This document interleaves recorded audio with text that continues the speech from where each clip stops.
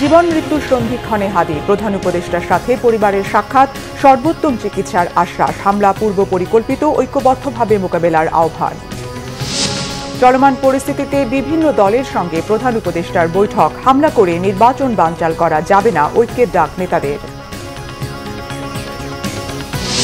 হাদির উপর হামলাকারীদের ধরিয়ে দিলে 50 লাখ টাকা পুরস্কার ঘোষণা, তারেক রহমানের নিরাপত্তা নিয়ে শঙ্কা নেই, প্রার্থীদের নিরাপত্তা দেয়া হবে। হাদির উপর হামলার প্রতিবাদে রাজধানী সহ সারা দেশে বিএনপির বিক্ষোভ, এই ঘটনা স্বাধীনতা সার্বভৌমত্বের উপর আঘাত বলেছেন নেতারা। দেখছিলেন ক্রাউন সিমেন্ট সংবাদ শিরোনাম, এবারে বিস্তারিত। প্রধান উপদেষ্টা প্রফেসর মোহাম্মদ ইউনূসের সঙ্গে সাক্ষাৎ করেছেন ঢাকা ৮ আসনের স্বতন্ত্র প্রার্থী ওসমান হাদির পরিবার। সকালে রাষ্ট্রীয় অতিথি ভবন যমুনায় ওসমান হাদির ভাই আবু বকর সিদ্দিক, বোন মাসুমা এবং ইনকিলাব মঞ্চের ৩ নেতা আবদুল্লাহ আল জাবের, ফাতিমা তাসনিম জুমা ও মোহাম্মদ বোরহান উদ্দিন প্রধান উপদেষ্টার সঙ্গে সাক্ষাৎ করেন। ওসমান হাদির সর্বোত্তম চিকিৎসা নিশ্চিতে সরকারের পক্ষ থেকে সব ধরনের ব্যবস্থা নেওয়া হচ্ছে জানিয়ে প্রধান উপদেষ্টা বলেন, সারা দেশে তাঁর জন্য দোয়া হচ্ছে। তার সর্বোত্তম চিকিৎসা নিশ্চিতে সবাই চেষ্টা করছে। তার শারীরিক অবস্থা বিবেচনায় যদি দেশের বাইরে পাঠাতে হয়, যেখানে পাঠানোর প্রয়োজন হলে সরকার সেখানেই তার চিকিৎসার ব্যবস্থা করবে। এমন নৃশংস হামলার সঙ্গে যারা জড়িত তাদের পুরো চক্রকে চিহ্নিত করে বিচারের আওতায় আনা হবে জানিয়ে প্রধান উপদেষ্টা বলেন, দ্রুততম সময়ের মধ্যে অপরাধীদের গ্রেপ্তারে আইনশৃঙ্খলা বাহিনী সক্রিয়ভাবে কাজ করছে। এ সময় প্রধান উপদেষ্টার সঙ্গে বিএনপি, এনসিপি সহ বিভিন্ন রাজনৈতিক দলের নেতারাও উপস্থিত ছিলেন।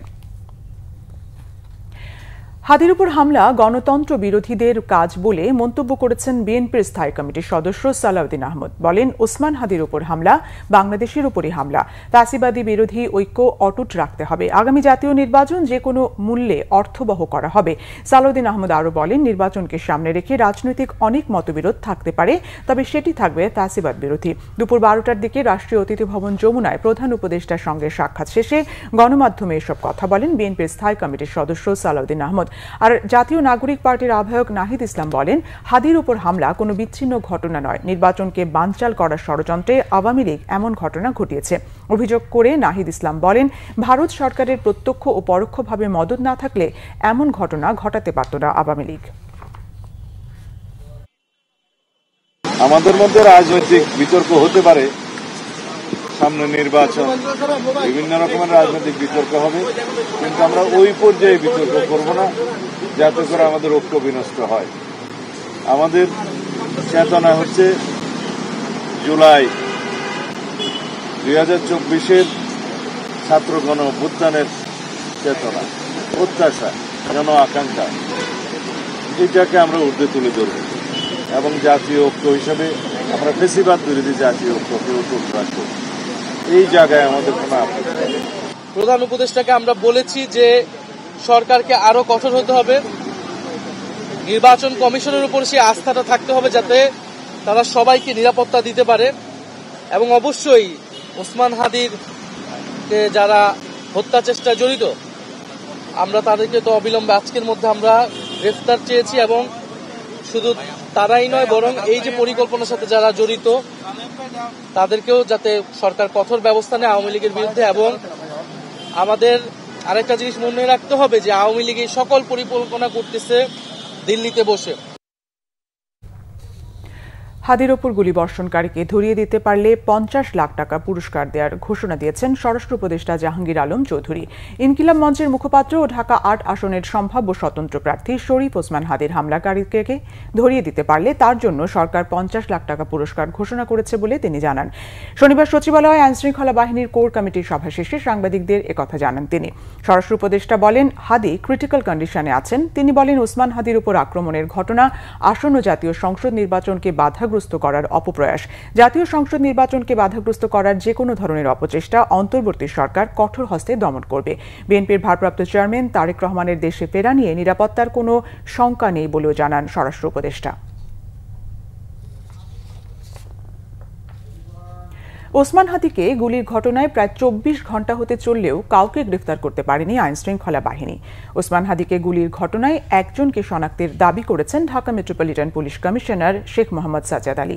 শুক্রবার রাজধানীর বিজয়নগর কালভার্ট রোড এলাকায় ২ জন মোটরসাইকেল আরোহীর গুলিতে জীবন মৃত্যুর সন্ধিক্ষণে ঢাকা ৮ আসনের সংসদ সদস্য প্রার্থী ও ইনকিলাব মঞ্চের মুখপাত্র ওসমান হাদি। ঘটনার পর থেকেই সামাজিক যোগাযোগ মাধ্যমে কয়েকজন সন্দেহভাজনের ছবি প্রকাশ করা হয়। ডিএমপি কমিশনার শেখ মোহাম্মদ সাজ্জাদ আলী জানান, আসামি গ্রেফতারে অভিযান চলছে।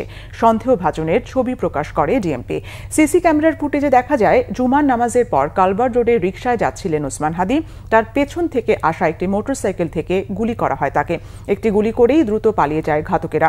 মোটরসাইকেল আরোহীর 2 জনেরই ছিল মুখ ঢাকা। ঢাকা ৮ আসনের স্বতন্ত্র প্রার্থী ওসমান হাদিকে ঢাকা মেডিকেলে দেখতে গেলে যারা মব সৃষ্টি করেছে তারা হাদির মৃত্যু কামনা করেছিল বলে মন্তব্য করেছেন বিএনপির স্থায়ী কমিটির সদস্য মির্জা আব্বাস। হাদির উপর হামলার প্রতিবাদে শনিবার নয়াপল্টনে বিএনপির বিক্ষোভ মিছিল পূর্ব সমাবেশে এই মন্তব্য করেন তিনি। দুপুরে নয়াপল্টন প্রধান সড়কে বিক্ষোভ মিছিল করেন বিএনপির নেতাকর্মীরা। এ সময় তারা দ্রুত অপরাধীদের গ্রেফতারের দাবি জানান। হাদির উপর হামলার ঘটনাকে গণতান্ত্রিক অধিকার এবং স্বাধীনতা সার্বভৌমত্বের উপর আঘাত আখ্যায়িত করে মির্জা আব্বাস হুঁশিয়ারি দিয়ে বলেন, এই আঘাতকে প্রতিহত করতে হবে, অপশক্তির কালো হাত ভেঙে দিতে হবে। হাদিকে নিজের সমতুল্য প্রার্থী উল্লেখ করে মির্জা আব্বাস বলেন, তার উপর হামলায় তিনি মানসিকভাবে ক্ষতিগ্রস্ত হয়েছেন। হাদির উপর হামলার পর তাকে দেখতে হাসপাতালে গেলে আক্রমণাত্মক স্লোগান দেওয়া হয়। মির্জা আব্বাস বলেন, হাসপাতালে যারা মব সৃষ্টি করেছিল তারা হাদির সমর্থক নয়, তারা বিশেষ রাজনৈতিক দলের লোক। এই দলটি সবসময় ষড়যন্ত্র করে এসেছে।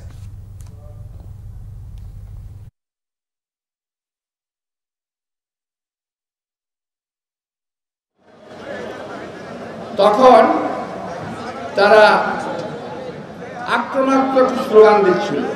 শান্ত থেকেছি, নীরব থেকেছি, কিন্তু ওই মুহূর্তে যদি আমার নির্দেশনা পেত তাহলে তোমাদেরকে তুলোধনা করতে হাদিকে কখনো প্রতিদ্বন্দ্বী ভাবি না। আমি ভাবি আমার সিরাজপদ হাদি আমার প্রতিদ্বন্দ্বী নয়। আওয়ামী লীগ নির্বাচন বানচাল করতে 50 জনকে হত্যার টার্গেট নিয়েছে। তারই অংশ হিসেবে হাদিকে গুলি করা হয়েছে এমন অভিযোগ করেছেন গণ অধিকার পরিষদের সাধারণ সম্পাদক রাশেদ খান। শনিবার দুপুরে এভার কেয়ারের সামনে ইনকিলাব মঞ্চের মুখপাত্র গুলিবিদ্ধ শরীফ ওসমান হাদিকে দেখতে গিয়ে গণমাধ্যমের সামনে এই অভিযোগ করেন তিনি। এর দায় সরকার কোনোভাবেই এড়াতে পারে না উল্লেখ করে 24 ঘণ্টার মধ্যে স্বরাষ্ট্র উপদেষ্টাকে পদত্যাগ করার দাবি জানান তিনি। এর আগে শরীফ ওসমান হাদির ওপর গুলির নিন্দা জানিয়ে আগামী 6 ঘণ্টার মধ্যে দোষীদের গ্রেফতারের দাবি জানান মঞ্চ 24-এর আহ্বায়ক ফাহিম ফারুকি। এ সময় তিনি অভিযোগ করেন, ছাত্রলীগ নেতারাই ওসমান হাদির উপর গুলি করেছে।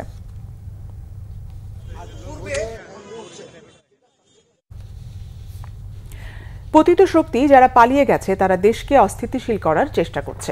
সুষ্ঠু নির্বাচনের পরিবেশ নিয়ে কিছুটা আশঙ্কা থাকলেও সব রাজনৈতিক দল ঐক্যবদ্ধ থাকলে এই আশঙ্কা দূর হয়ে যাবে বলে মন্তব্য করেছেন সুশাসনের জন্য নাগরিক সুজনের প্রতিষ্ঠাতা সম্পাদক ডক্টর বদিউল আলম মজুমদার। আগামী নির্বাচনে সামাজিক যোগাযোগ মাধ্যমের অপব্যবহার প্রতিরোধ নিয়ে শনিবার সকালে এফডিসিতে ডিবেট ফর ডেমোক্রেসি আয়োজিত ছায়া সংসদে একথা বলেন তিনি। জানান, গণতান্ত্রিক মূল্যবোধ ও রাজনৈতিক সংস্কৃতির অবক্ষয়ের কারণেই হাদির ওপর গুলির মতো ঘটনা ঘটেছে। এছাড়া প্রযুক্তির প্রসারের কারণে বর্তমান সময়ে সঠিক তথ্য প্রবাহ নিয়ে চ্যালেঞ্জ তৈরি হয়েছে। নির্বাচনে সামাজিক যোগাযোগ মাধ্যমের তথ্য মানুষকে বিভ্রান্ত করতে পারে, নির্বাচনের ফলাফল নিয়েও গুজব ছড়াতে পারে। এজন্য ফ্যাক্ট চেকিং এর মাধ্যমে গণমাধ্যমগুলোকে চালু করার আহ্বানও তিনি জানান।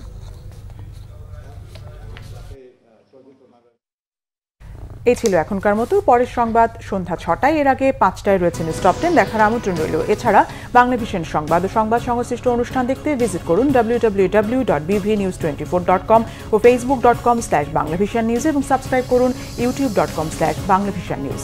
ধন্যবাদ।